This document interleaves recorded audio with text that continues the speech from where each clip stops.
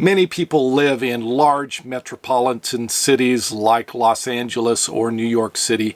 This video is a tour of a school bus built by Danny, who lived in New York City for over 30 years and drastically changed his lifestyle to nomadic living and creating an amazing tiny house inside of a school bus, what we call a schoolie. I hope you enjoy this tour.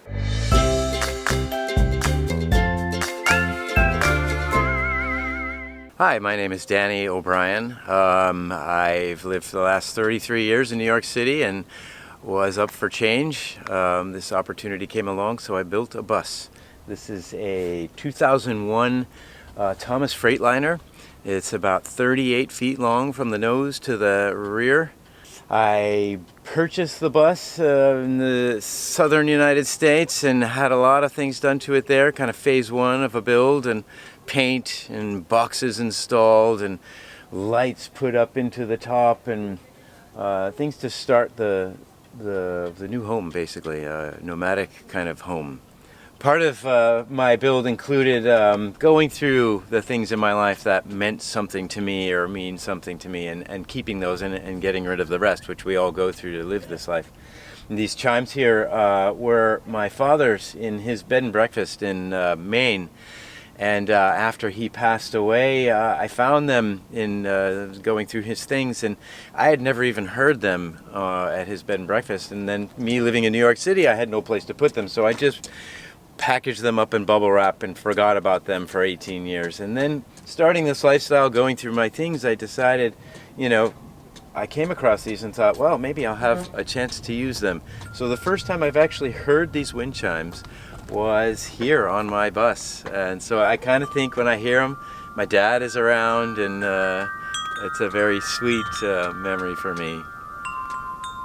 When I was choosing the bus, one of the things I wanted it to have was to have tinted windows, because that keeps it cooler and gives more privacy in the hotter months. And then up on top of the bus, I have a 7 by 13 foot deck, which is rather large for a build like this, but it's I wanted it so I could practice yoga on top with two people. It's built out of pressure treated lumber for the framing, and then on the top of what contacts the skin, I chose western red cedar for the wear and the beauty of it. And then forward of that, I have 4 solar panels, totals 1285 watts of collection. And that does very well. They collect, and I store it in 4 100 amp hour lithium ion batteries, and that seems to take care of all of my needs. So let's check out the garage space. One of the important things for me was to have a garage. I have a lot of things like backpacking and camping gear and climbing gear. I have my drum. I gave it considerable space. It goes 3 feet deep, and it's the whole width all the way to the ceiling. I have shelves built and houses my solar system. That door that you see against the back wall, I can open that door from the bathroom and access my peat moss for the composting toilet. I also put my bike in here. Now that you've seen the outside, let's take a look inside. So this is the driver's area. I haven't really done much of anything to it. I felt like it was as utility as the bus is. But one thing I did want is to continue my wood theme throughout the bus and build this little area where I could put my Ganesh and other things and crystals and things. And it's kind of in yoga's tradition, this would be called a puja. And I have the ability to change the things inside there, and that's part of what I thought was important up here. This is a shelf where I keep letters and cards and office supplies and things, and I have books in the bottom. And in New York City, I used to ride my skateboard around the streets when I had the courage, and it's something that I felt is special for me, so I wanted to bring it onto the bus. I didn't know where I was going to put it, but one night I was looking at this blank piece, the edge of the shelf, and I thought, what if I could hang it here? And so I pulled out the necessary hardware I just happened to have, hung it, and thought, oh, and now I can hang my jackets on it, and I can hang all kinds of things, and I can still pull it off and ride it. This is a desk I've had for many years, and I really wanted to bring it with me because I have a lot of memories and creations on the desk. I had to cut about 8 inches off to get it to fold flat against the wall, but I'm so happy I did because it actually works. It's functional, and I'm able to get pretty much everything I want to do done on it. I spent 2 years designing this bus, and so many little considerations, like I can pull this desk back off the hinge and bring it into the room and put 2 more legs on, and then my lamp will then move to the center of the room down onto the now community dining room table, and with the bench underneath I can get 6 people to sit for dinner on the desk. You know, one of the things we all go through when we decide to live tiny, as it were, is to purge lots of our belongings, and this is just some of the books that I decided to take with me. One of the drawbacks is in a bus taking books with you, it's a lot of weight, so you need a strong shelf, and we were able to accomplish that, and so I have some of my favorite books here. This couch area, it's basically a 7.5 foot stretch of couch, which is also fairly large.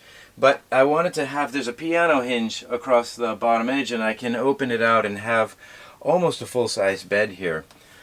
In the bench underneath I have 2 drawers where I can put lots of storage. I have a little cubby here that opens, so, you know, as you've probably heard, we use every bit of space as we can. This whole idea was inspired by, I love the tiny house community and the idea of living tiny. And I saw 2 years out basically that I was going to be presented with an opportunity or a situation where I would have to make a pretty big life change, move out of New York City basically, and I wanted to go tiny. So I spent 2 years designing every inch of this space, including lots of the materials and just the way I was going to move. And my idea, my concept was to have different rooms. I did all the design. The folks who did this build were wonderful people in North Carolina, in Hot Springs, North Carolina. Stacy, Jeff, Quinton, and Chris of Blue Ridge Conversions. Incredible job they did. They gave me everything I wanted. I also have to say the design, I had the help of a dear friend of mine, Jona, who is a Danish woman who has incredible skills in Danish design, and that's something that very much resonates with me. I have always wanted a wood stove. I've never had the opportunity to have one living in New York City, so I chose the Dwarf 4K wood stove for my build, and it has a little bend to get between the solar panels, and this actually projects a lot of heat as well. My first landing place was at my cousin's farm in Maine. He just let me take the backwoods, and one of the problems in Maine that we have is that there is extreme cold. So there was over 2 feet of snow at one point, and I had to keep this going the whole time to protect my water system. And that actually didn't work out. I had to rebuild my water system because it froze. So one of the considerations with a wood stove is, are you going to be able to keep it going all the time if you're in that kind of cold? I designed this this kind of cube in the middle of the living space, and it's primarily storage and my corkboard.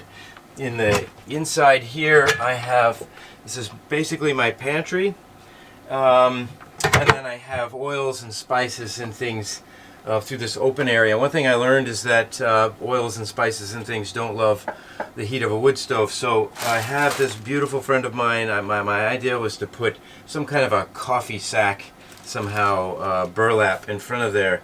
And my friend Cam came up with this from her build.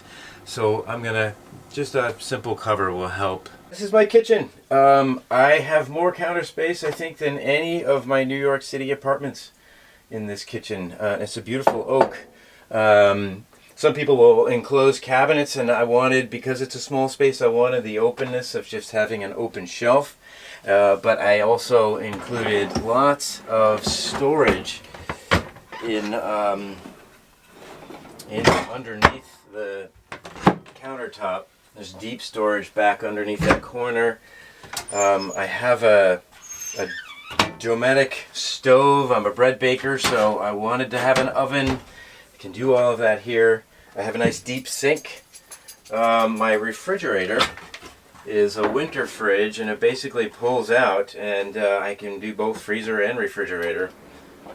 Part of the storage area includes lots of odds and ends, bathroom stuff and storage containers. I keep my grains in here. And then I have a very deep hanging closet with 12-inch shelves in the back. I have plenty of storage space. These drawers go 3 feet deep, and I have 2 of them. And honestly, I don't have enough clothes to fill them. One of the issues with having a hallway in a bus down one side is that you have to deal with the wheel well. There's wheels underneath this little step up here. So the way I chose to handle it is to have this step up so that I can get into my bedroom, and then I can enter the bathroom. One of the issues would be for someone who's taller, which I am not very tall. I chose a bus that has a rise in it. It's basically built for the older kids, the teenagers. Let me show you the bathroom. So stepping off the wheel well again, I thought it would be appropriate to have that step to get into my bed, which is a full-size bed also. I have a couple cubbies back there and lights, and I have USB ports. I also have some gas pipe ladder that we built to get through the hatch to the roof deck from here. I really love what Danny has done with his bus here, his vision that he designed and came up with. The quality of the workmanship, the wood, the vibe that is inside of this space is truly unique to him, and I think makes this a very comfortable, wonderful, warm, cozy place. I hope you get a chance to see this bus in person to be as impressed with it as I am. Thank you so much for watching. Savor the moment, and I'll hope to see you in a future video tour.